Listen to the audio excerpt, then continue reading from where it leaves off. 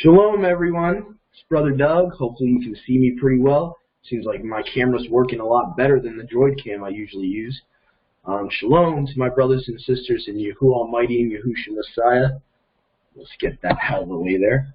Okay, so please let me know if the video's not working too well. I have noticed that it's been a little weird today. So we're going to be doing a study called, and I'm going to put this on the shared screen here, a study that's going to be called, I really don't like how the update did it. Okay, so I'm going to be sharing this view here on the study. It's called, Did Abraham and Isaac and Jacob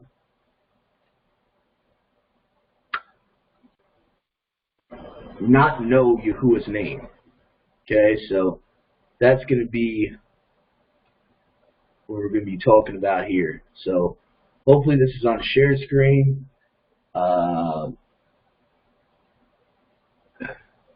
Yeah. Okay, yeah. Share this application, apply changes. Okay, so hopefully you can see this. Says here, did Abraham, Isaac, and Jacob not know the Father's name? Did not know Yahuah's name. Okay, so this is Exodus chapter 6, verse 3. Okay, it says, right here it says, and I'll show you where it kind of gets tricky. I'm probably going to have to do this again with the share screen here. Now I'm going to show you my eSword program so we can really dive deep into this.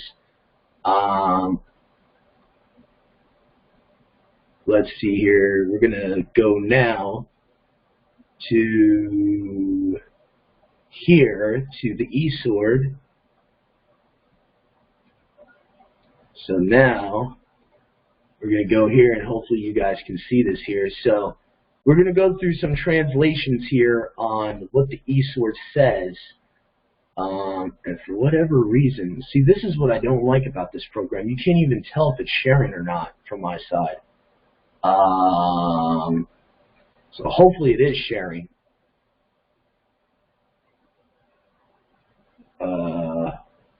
See here, show. Yeah, it's still showing our screen here. All right, so hopefully you guys can see this. So we're going to go to Exodus chapter 6, verse 3. Sorry about how it's being delayed right now, but the update to freeconferencecall.com is, I really don't like it. Anyway, here we go. So Exodus chapter 6, 3, I'm going to be reading from different manuscripts and different translations here. One thing I did want to touch on is whether Al Shaddai is actually a name or not. Because some people believe Yahuah chose the name of Al Shaddai to be known by only to Abraham and Isaac and Jacob, and he did not reveal his name to them. So I'll be putting forth my opinion of this interpretation, what I believe it's actually saying, and I'll let you know by the end of the video what my interpretation is. But I'm going to let you study this for yourself here. So it says, Exodus 6:3 in the Masoretic text, we'll do this first, and it says, I appeared unto Abraham, unto Isaac, unto Yacob, by Al Shaddai. Now notice how it's whited out here, the name of. That's not in the Hebrew, okay? He never ever said Al Shaddai is his name, okay? Never ever said he has an alternate name of the Almighty that he can reveal himself to people only by the name Al Shaddai. It's not a name. Okay, so the Masoretic text of the King James is showing you here the name of was not originally there.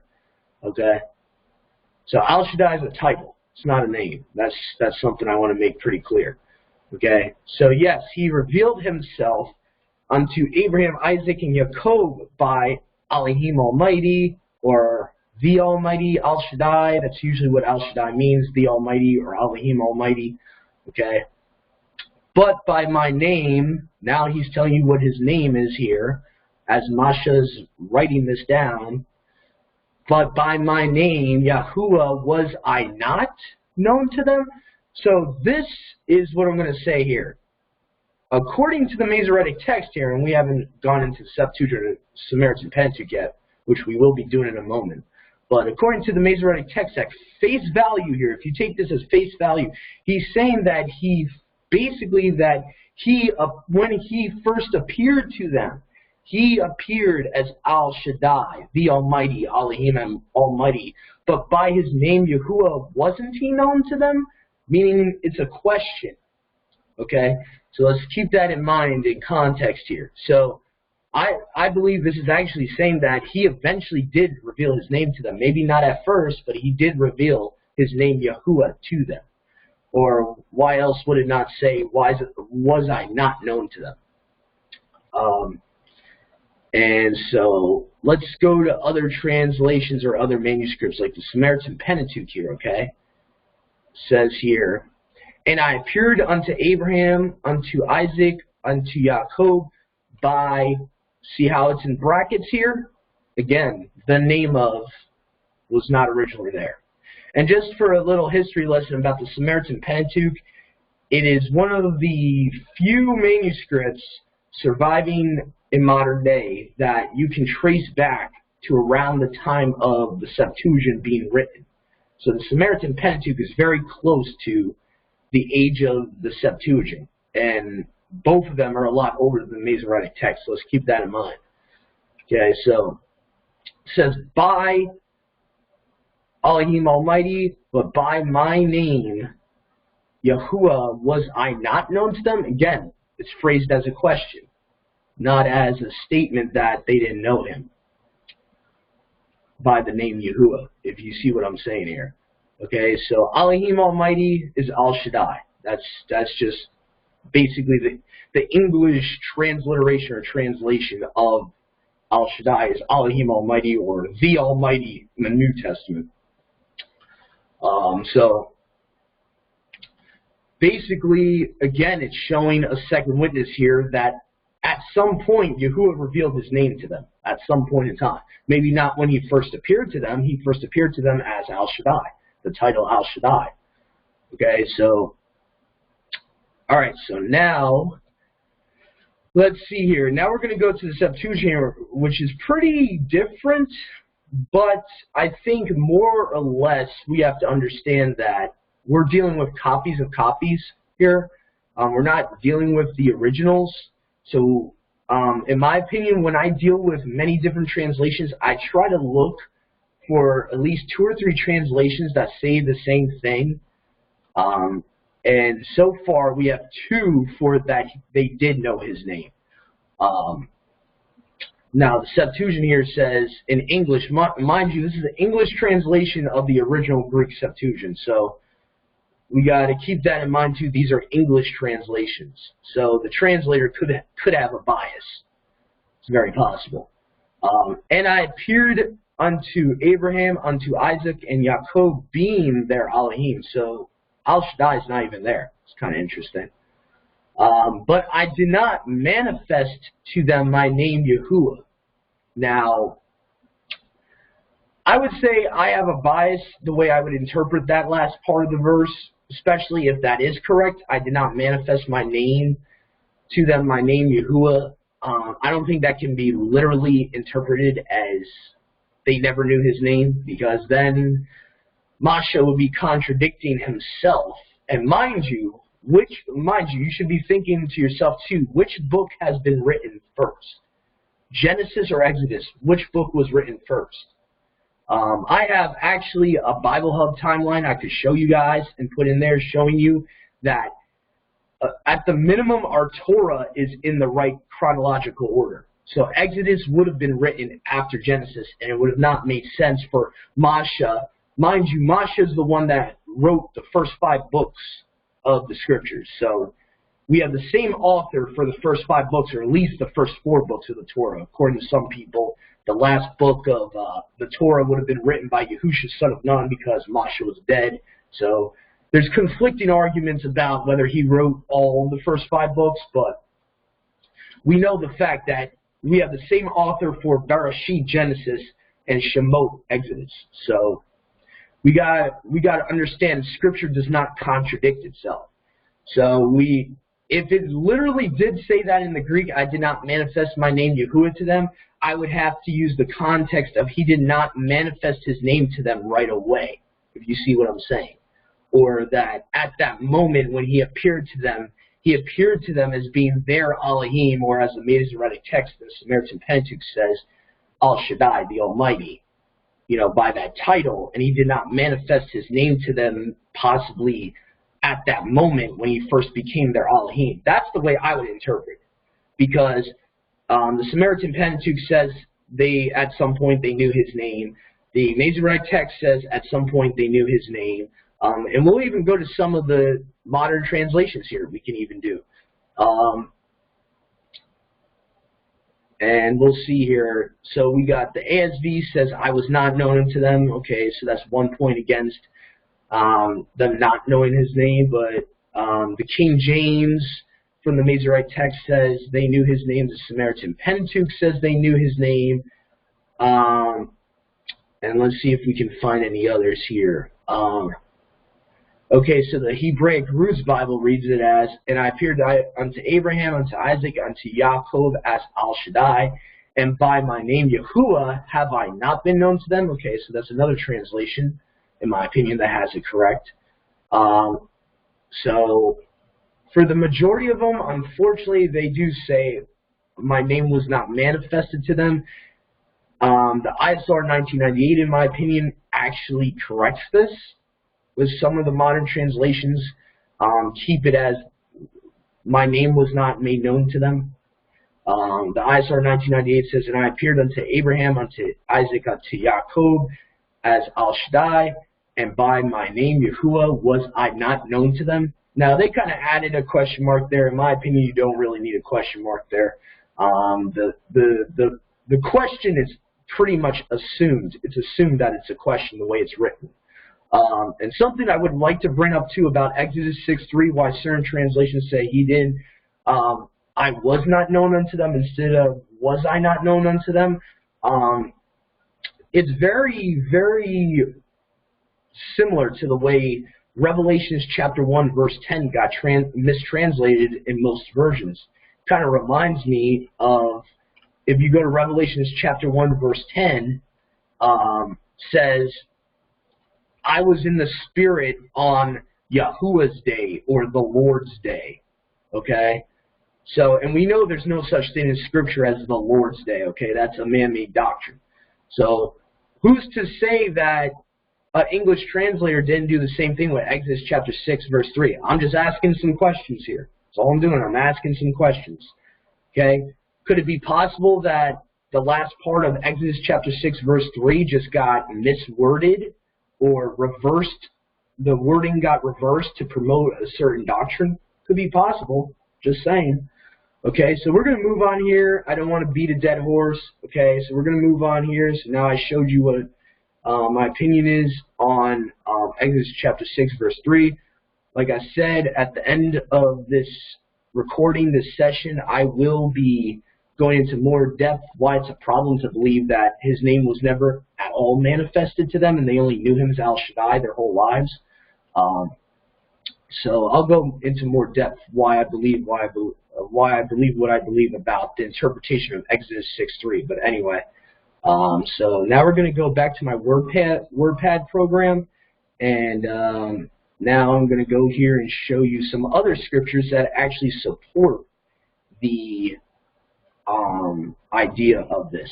So Genesis chapter 13 verse 4, which says, so now we're going to go to Genesis chapter 13 verse 4, and we'll be testing each manuscript, mind you.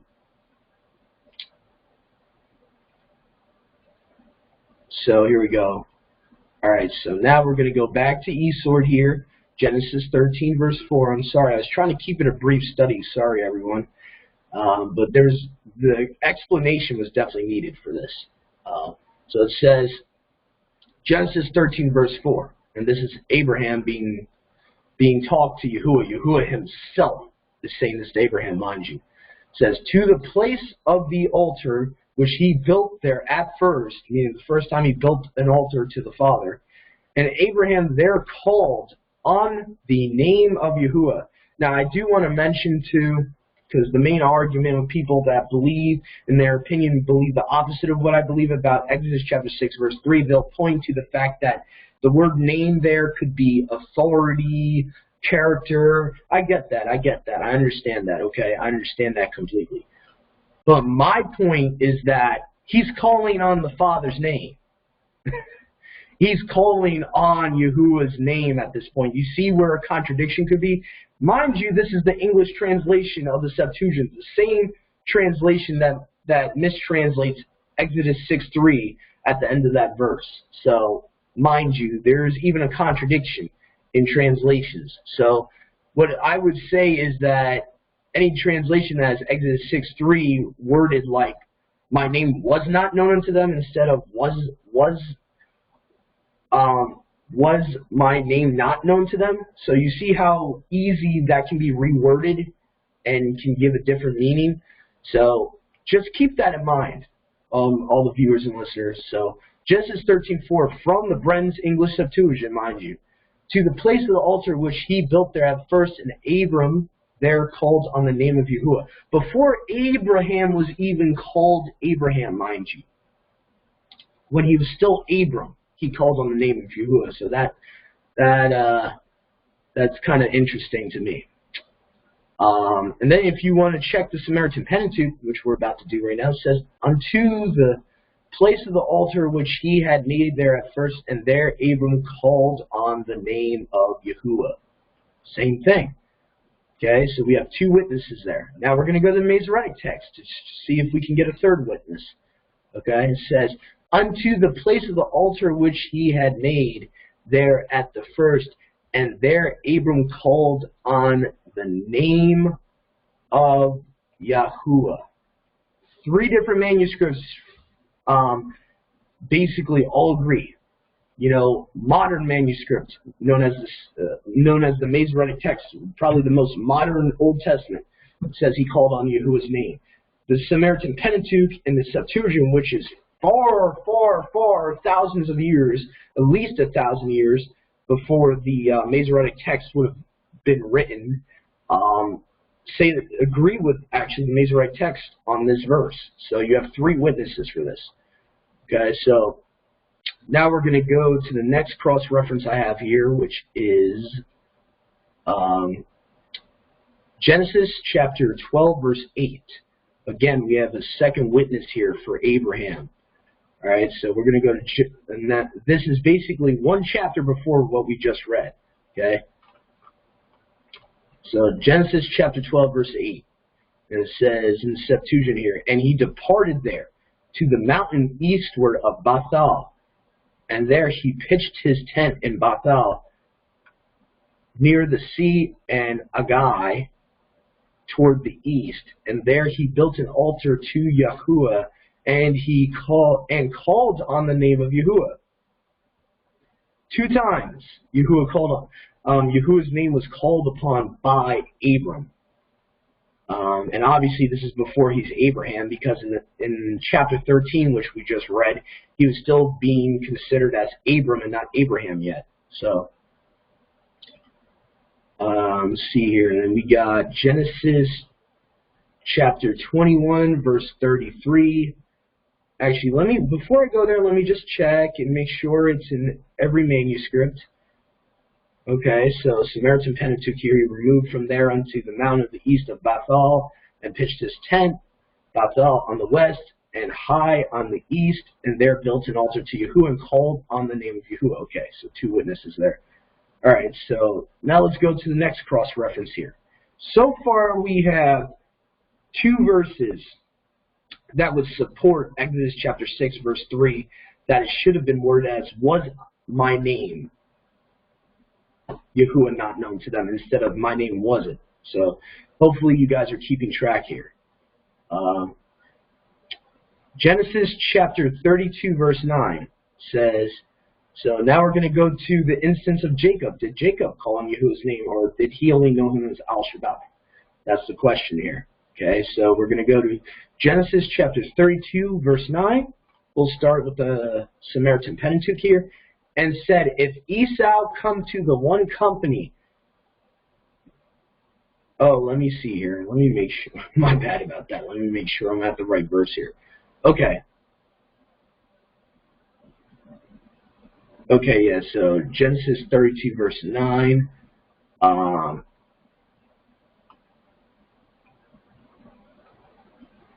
Yeah. Here we go.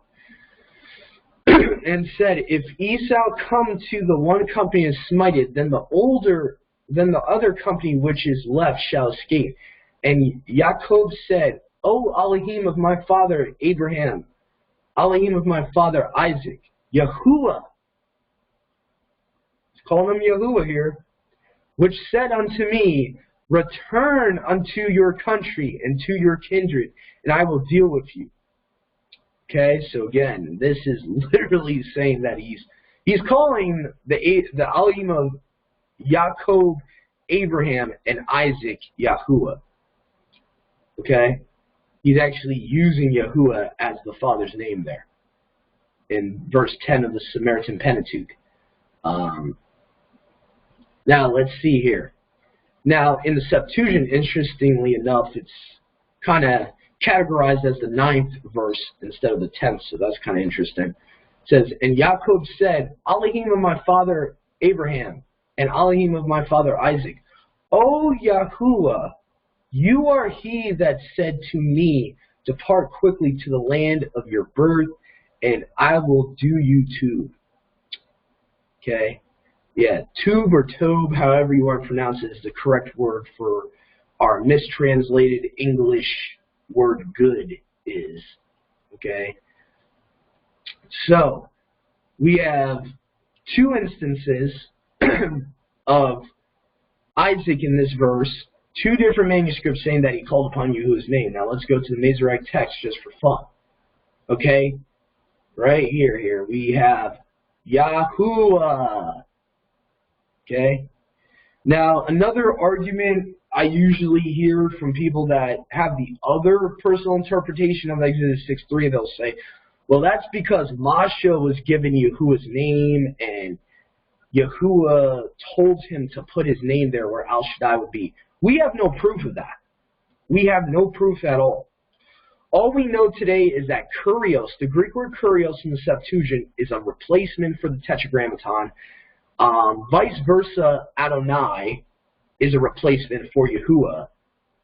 So, all we know for a fact is that Yahuwah's name is there in this verse. And Moshe's writing down that the father had to have revealed his name to Isaac for Isaac to call the father Yahuwah. That's how I would interpret this.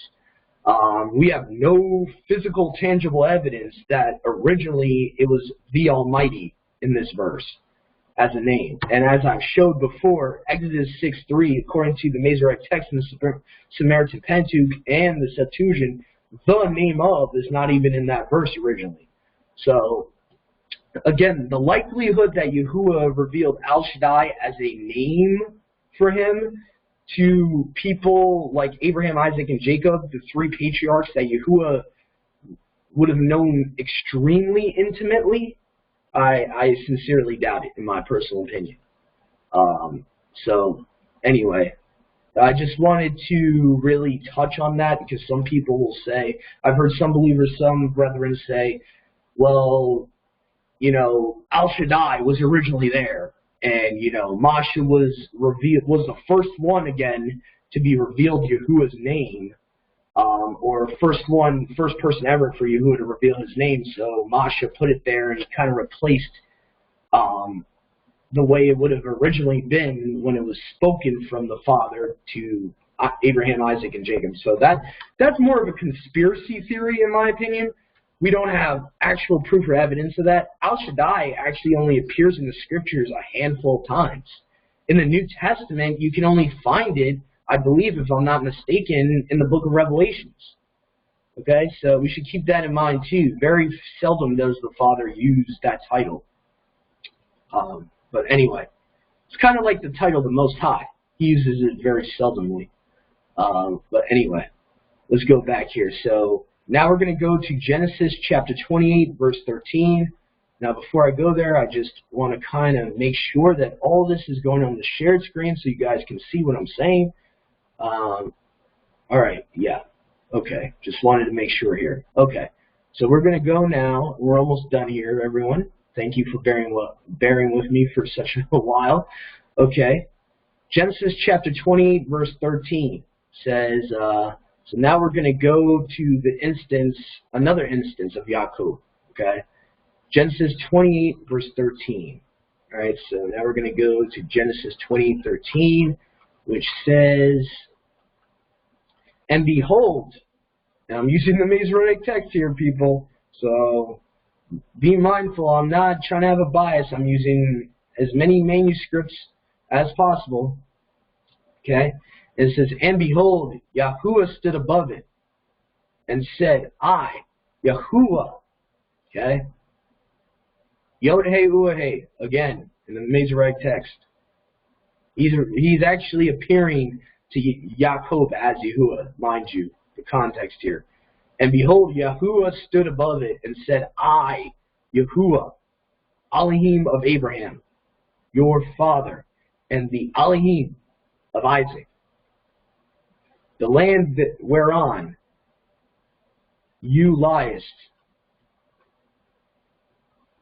to you I will give, and it, and to your seed. So Yahuah is revealing himself as Yahuah, the Elohim of Abraham, Isaac, and now Yacob. Hopefully you can see that. So, and we'll go to the Septuagint, okay? Kurios, again, remind you, Kurios is a substitution for the Tetragrammaton, just as Adonai or Lord or whatever they use to substitute it in the Masoretic text. I would have to research it for myself.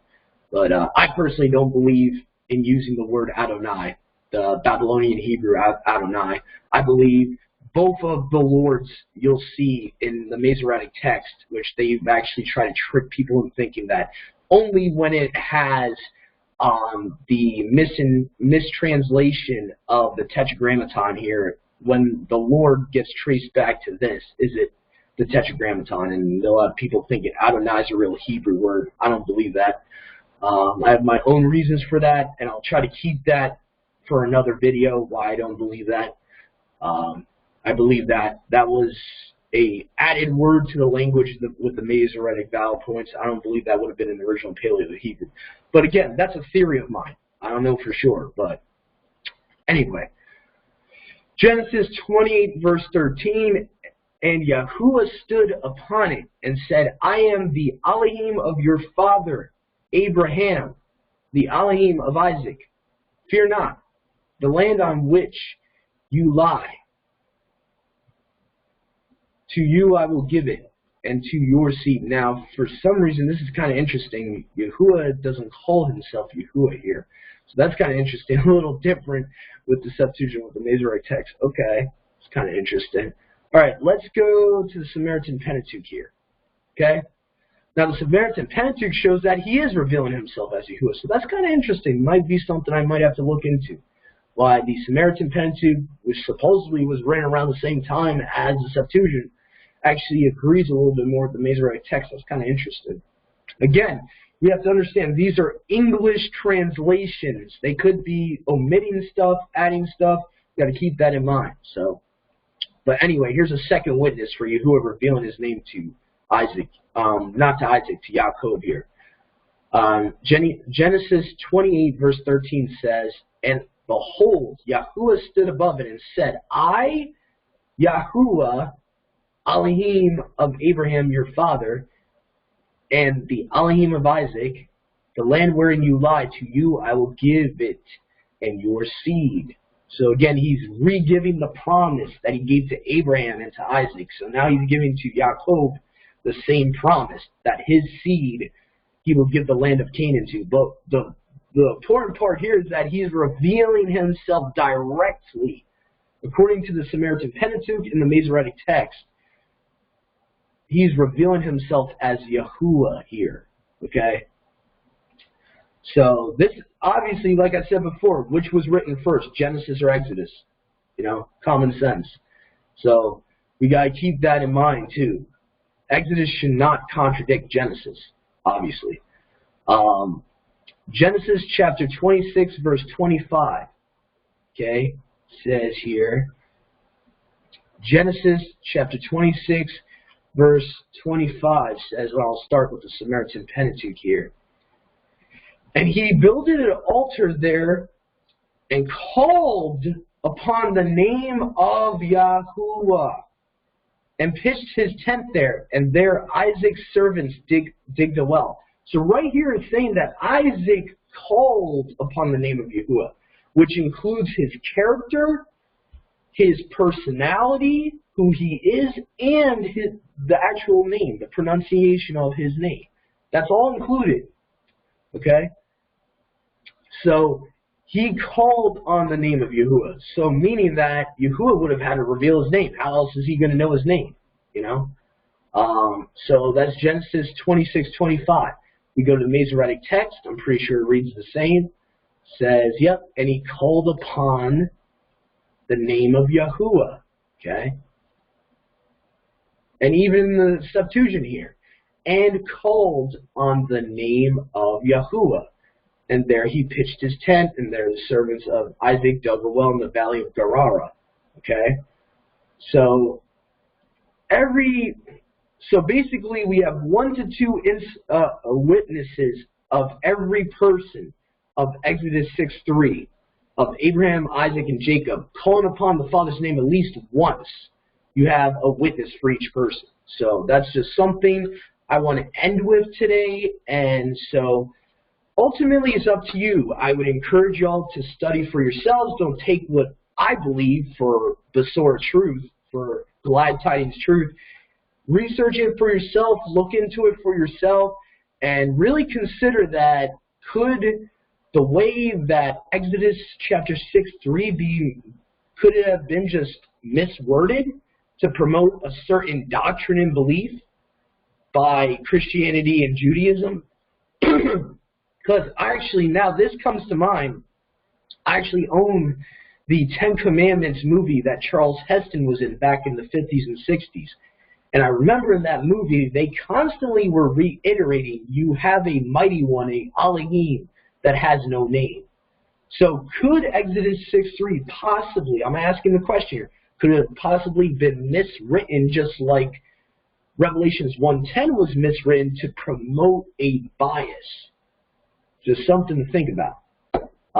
So have a great rest of the day, my brothers and sisters, in Yahuwah Almighty and Yahushua Messiah. And again, I just want to reiterate, this was not a video to attack someone's certain belief, but this was a video for edification, for correct interpretation, in my opinion, to understand Scripture and to harmonize Scripture so that it doesn't contradict. Okay? Shalom, everyone. Have a great rest of the day, a great rest of your Shabbat day to all my brothers and sisters in Yahuwah Almighty and Yahushua Messiah. Hopefully this helped you reconcile verses that seem to contradict in certain English translations. Thank you again. Shalom. Bye. Okay.